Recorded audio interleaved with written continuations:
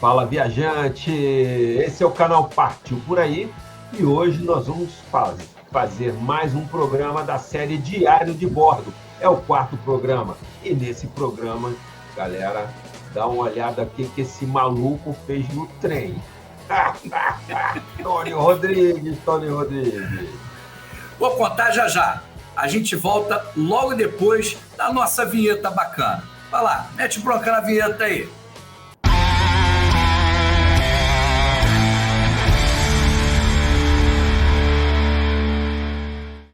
Muito bom, viajante, amigo do canal Partiu Por Aí. Hoje, diário de bordo, a gente vai falar sobre a minha viagem pela Rússia, né, Flávio? Já foi na Rússia, Flávio? Não. Agora acho melhor não ir. Agora eu recomendo não ir. Acho que agora não é um bom momento, não. Não é um bom momento. Na época que eu fui e conjuguei a viagem Rússia e Ucrânia. Me parece que agora não está muito legal aquela região, viu? Pois é, cara. Pessoal, eu fui para a Rússia e, obviamente, quem vai para a Rússia quer conhecer Moscou. Moscou é a capital, é linda, um monte de coisas interessantes, é uma cidade enorme, né? A famosa lá, a Praça Vermelha, aquela coisa toda. Só que eu não queria ficar só nisso. Existe uma coisa na Rússia chamada Golden Ring. Golden Ring é um círculo que compreende algumas cidades do interior a partir de Moscou. Você faz uma espécie de um anel com igrejas muito tradicionais e muito importantes, Flávio, do contexto da Igreja Ortodoxa Russa. Só lembrando, tem igreja católica na Rússia? Tem. Mas a igreja forte na Rússia, Flávio, é a igreja ortodoxa. Ela é parecida com a igreja católica, mas a liturgia, os cultos são diferentes, né? As missas e tal. E dentro do contexto da igreja ortodoxa russa, a gente tem algumas cidades que têm o que eles consideram lavras. É como se fossem grandes catedrais importantíssimas no contexto histórico, assim, por exemplo, como a Basílica de Nossa Senhora, lá na Aparecida do Norte. Essas cidades elas são importantes pelo contexto histórico dessas igrejas russas. Chama-se Golden Ring. E eu diria que elas são muito visitadas no contexto de quem vai à Rússia passear por lá. E aí, o que fez esse brasileiro que vos fala? Planejei uma cidade, uma viagem que passasse por essas cidades. Qual foi a minha lógica? Pego um trem, vou até a cidade que me interessa, que era a mais longe que dava, um trem noturno, então eu vou dormindo, já deixo de gastar com a hospedagem naquele dia, vou dormindo, chego de manhã no dia seguinte, fico visitando e aí vou voltando para Moscou e em cada parada eu vou fazendo mais de conhecendo mais dessas pequenas cidades aí. Então, comecei a minha aventura, marquei lá, comprei a passagem aqui do Brasil, já fiz tudo direitinho. Tive uma dificuldade maior, Flávio, porque naquela época eu fui em 2015, não tinha ainda acontecido a Copa do Mundo. Não tinha aquela coisa de lugares em inglês, estação de trem com nome traduzido, era tudo no cirílico. E o que eu fiz para me preparar?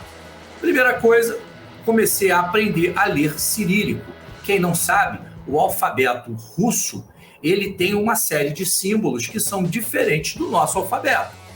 Há algumas correlações, né? O G parece uma forca, o H, que é, se eu não me engano, o N, né? Então tem assim, os sons, eles vão tendo correlações. Tem alguns sons, algumas letras que são dígrafos do nosso, ou do idioma deles, né? Enfim, eu fui aprendendo essas coisas e aí eu caí num problema.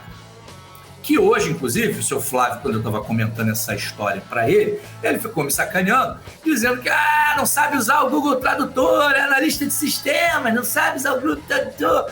Falei, meu chapa, isso tem quase 10 anos. Naquela época, o Google Translator, ele falou que ia me zoar, mas eu já quebrei ele agora nessa e já impedi dele me zoar. Porque o Google Translator, naquela época, ele tinha, quando você colocava a palavra, ele colocava, sabe aquela parte fonética que diz como é que você fala? Ele colocava aquilo do lado. E algumas palavras, você clicava no alto-falantezinho, no microfone, sei lá, e aí você ouvia como se pronunciava. Pelo menos do idioma russo era o que tinha, tá? Eu falei, caramba, como é que eu vou fazer, cara? Não tem e tal. E é sabido, talvez agora, pessoal, a realidade seja outra. Naquela época, poucas pessoas falavam inglês. A única diferença nessa realidade foi São Petersburgo. Em São Petersburgo, todo mundo falava inglês. Era muito fácil você pedir informação na rua. Em Moscou, era raro. Então, quando eu precisei de ajuda, eu olhei gente de terno, porque o que você imagina? É uma pessoa de negócios, trabalha, né, ali de terno e tal, eu vou tentar ali. E aí, 100% de acerto. Eu ia na pessoa, a pessoa falava um inglês um pouco macarrônico e tal, mas falava, e aí conseguia me orientar. Então, o que eu fiz para me ajudar naquele safa-onça? Eu peguei os números, peguei as palavras mais importantes, o sim, um obrigado, um até logo, essas coisas, e fiz um dicionáriozinho, papel que eu mantinha comigo o tempo todo no meu bolso. Precisava falar alguma coisa, não conseguia, a pessoa não falava inglês, eu puxava um papelzinho e eu tinha escrito o nome do negócio. Por exemplo, obrigado. Eu botava obrigado, em português, botava spasiba, que é como se escreve, usando o nosso alfabeto, e do lado de spasiba, eu escrevia spasiba, para saber como se pronunciava. Então eu tinha 3 coisas. Eu botei número, botei um monte de coisa.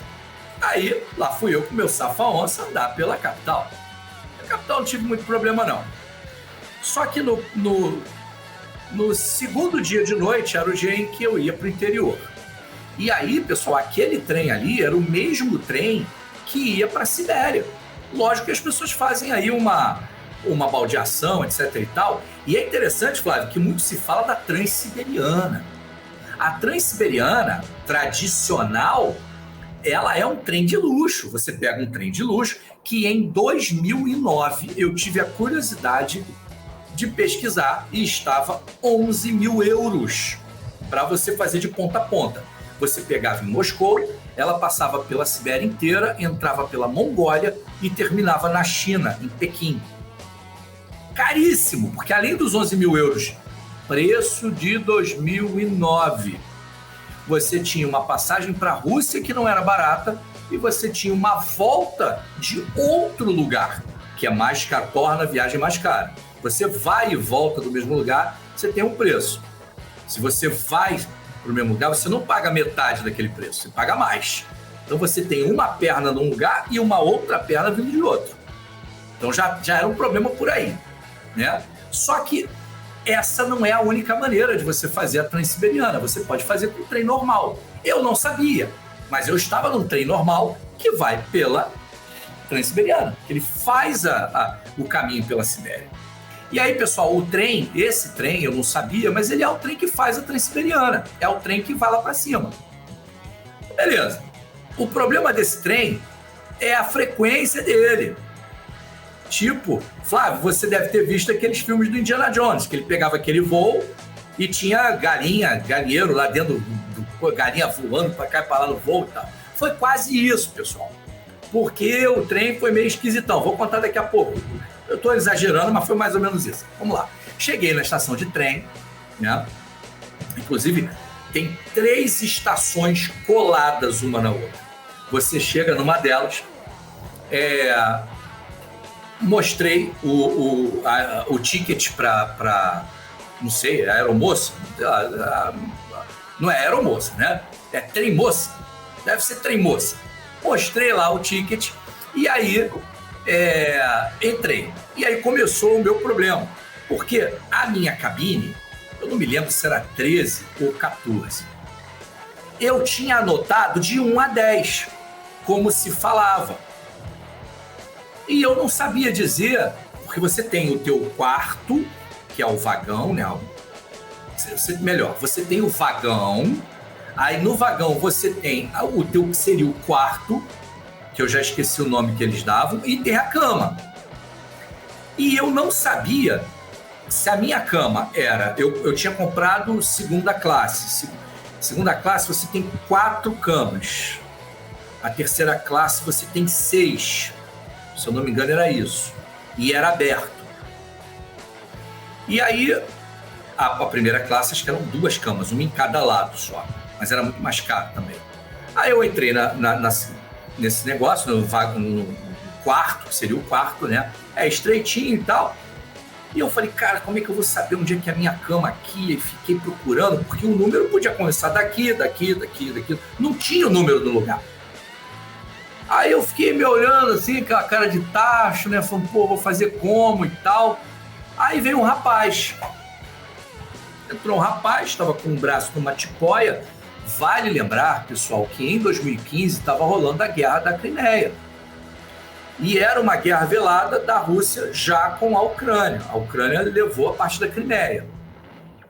Tanto quando eu estive na Ucrânia, em Kiev, quanto na Rússia, você tinha propaganda a respeito da guerra. No metrô da Rússia tinham displays com soldados feridos, uns dizeres lá que eu não parei para olhar.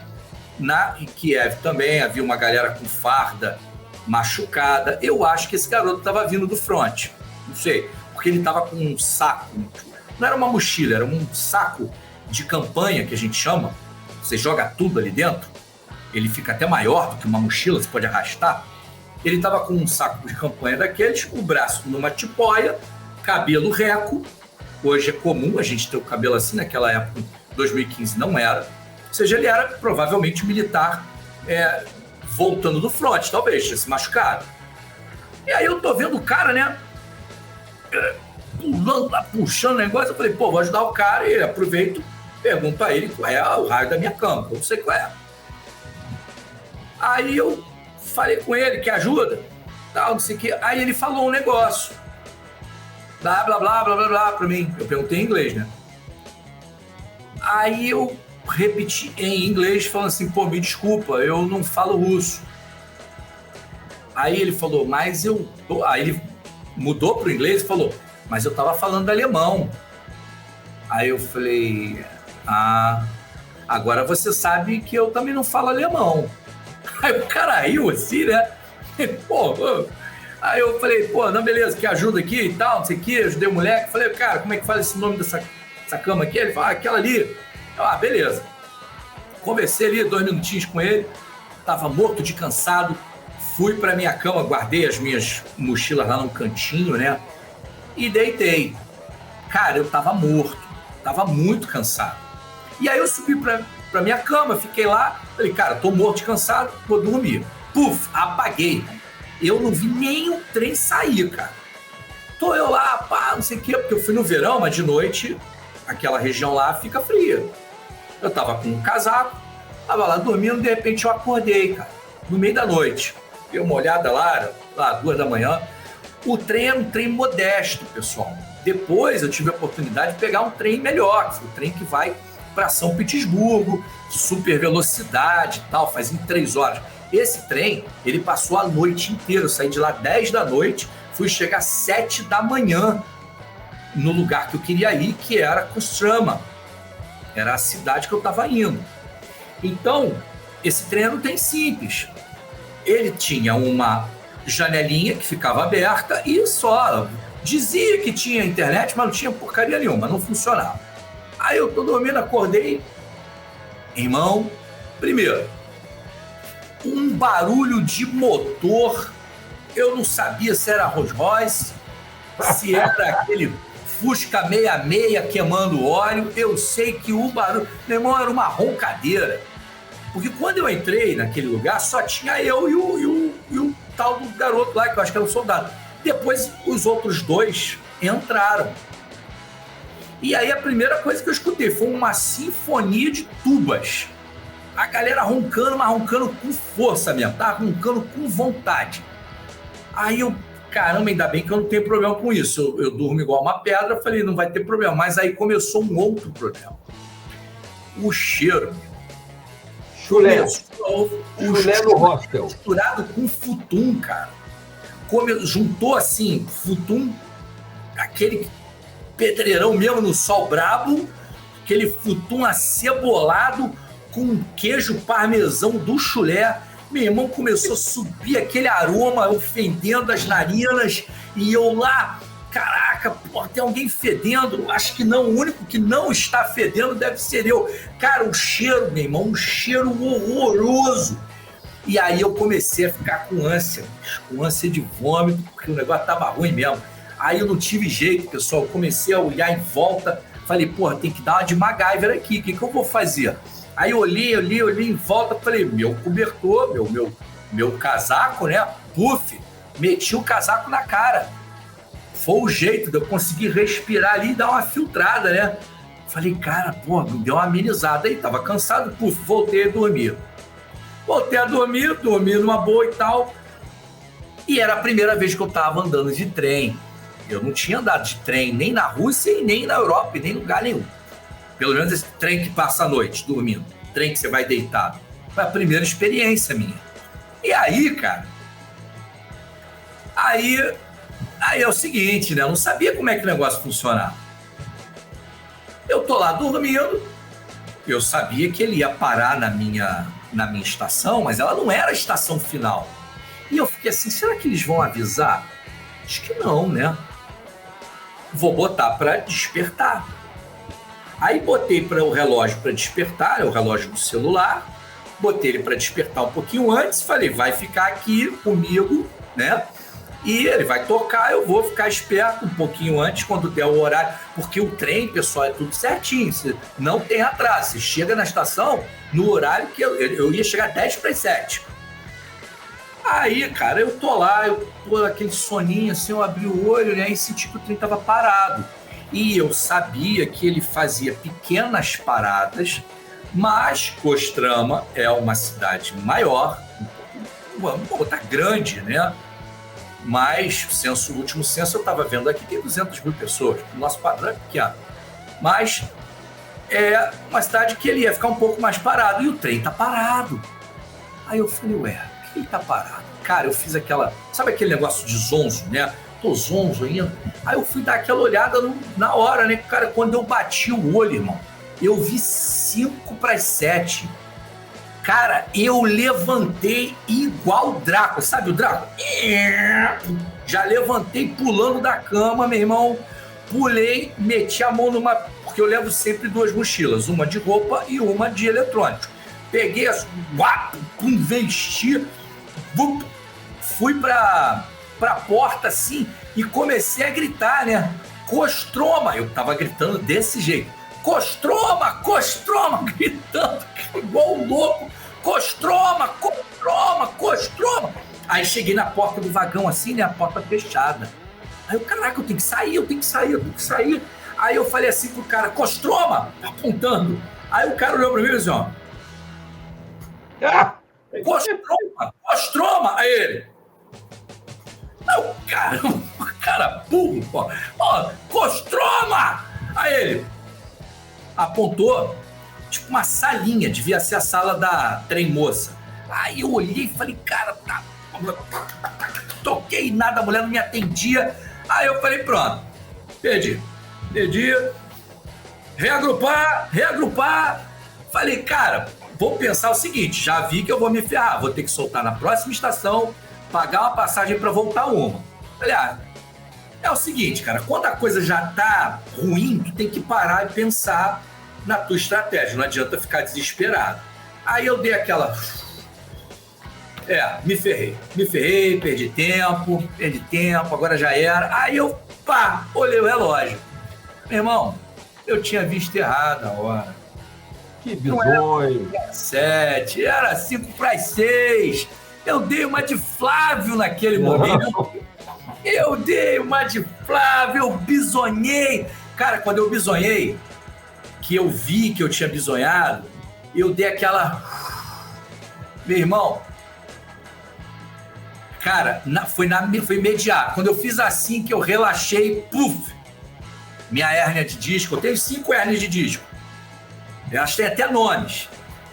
Cara, elas gritaram na mesma hora, porque do jeito que eu levantei, botei 20 e tantos quilos na carcaça e saí correndo, aquilo ali foi para destruir a coluna. Aí eu voltei para a cama, botei lá a mochila, falei, bom, menos mal, não perdi, agora eu vou ficar acordado, não dormi mais, fiquei sentado. Quando foi 6h30, a trem-moça passou, me deu um chá, me deu um negócio lá, tipo, para tu dar uma limpada, né? E falou, olha, tua estação vai chegar daqui a pouco. Eu falei, beleza, tá bom, beleza. Ela falava Chegou inglês? No horário. Oi? Ela falava inglês? Cara, bem macarrônico. Tipo, station, sabe? Mas fala, pô, mas fala. Sininho. Não, deu jeito. Aí, ela beleza. sabia que você ia descer na próxima estação tal hora? Sabia porque eles devem ter uma relação.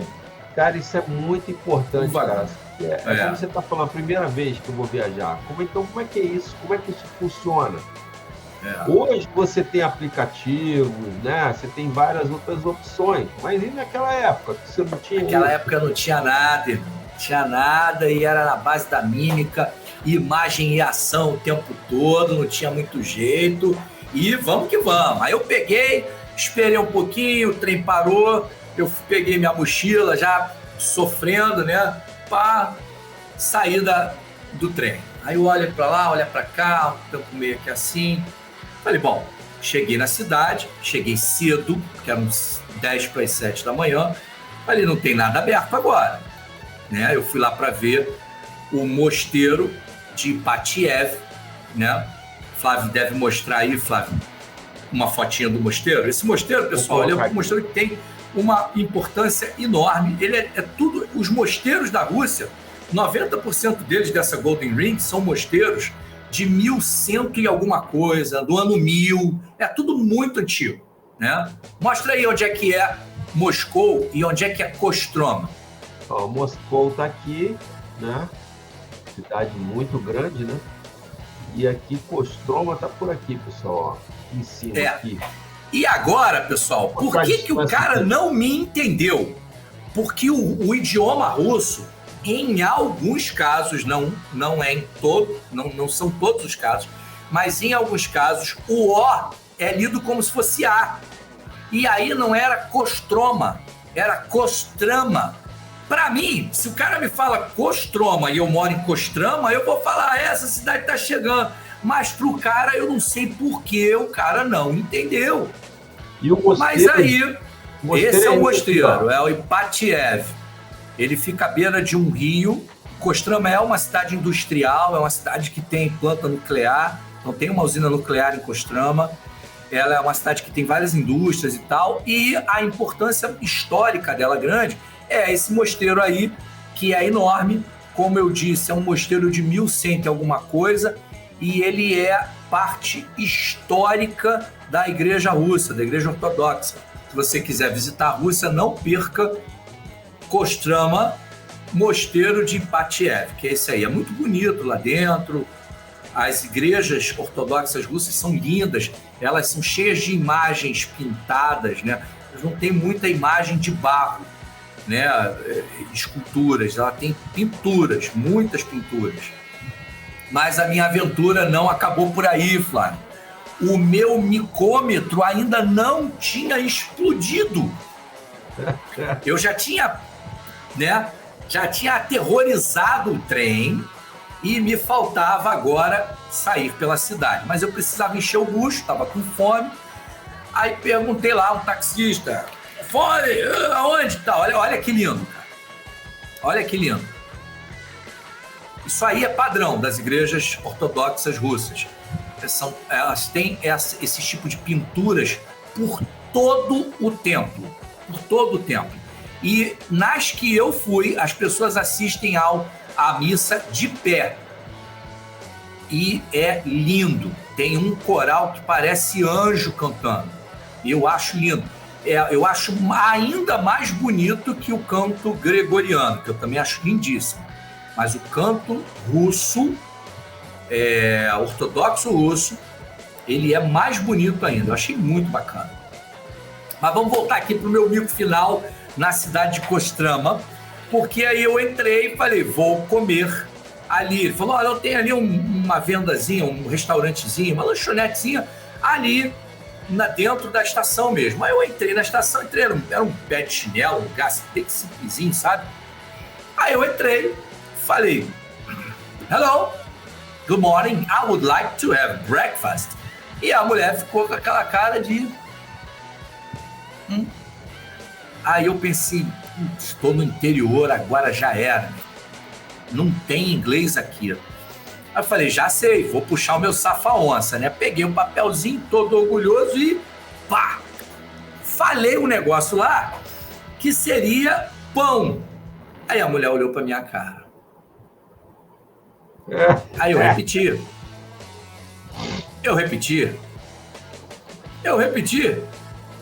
E aí eu comecei a ficar desesperado, porque nada que eu falasse a mulher entendia. Aí eu tentei em espanhol, tentei em inglês, falei, bread and butter.